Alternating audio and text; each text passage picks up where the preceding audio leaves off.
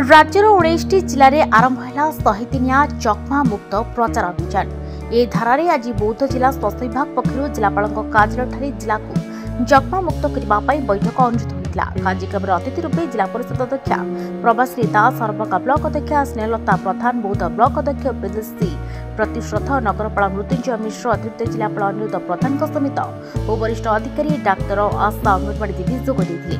बौद्ध जिले में चलित वर्ष 330 जन जक्मा रोगी रही जिलूर जक्मा रोग को संपूर्ण मुक्त करने कार्यक्रम में उपस्थित समस्त सदस्य शपथ पाठ करते। यह अवसर में एक सचेतनता रथ को अतिथि मैंने सबुज पताका प्रदर्शन कर शुभारंभ करते। सेपटे आज बौद्ध सहर मर्जाकुर ठारू मशारी बंटन प्रक्रिया आरंभ होती।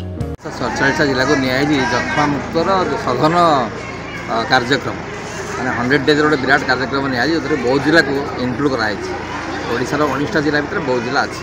बौद्धर कार्यक्रम ओडिशा रे बहुत ऊपर अच्छे TB detection TB detection diagnosis और ट्रिटमेंट बहुत आगे अच्छे। आमको जी टार्गेट दिखाई यथेष अधिक भाव में करें तेणु से दृष्टि भी बौद्ध को अनेक समय अवार्ड मिलूँ से कार्यक्रम तेणु बर्तमान 330 केस अच्छे मैंने अच्छे से ट्रिटमेंट चलती अनेक सक्सेसफुल ट्रिटमेंट होती।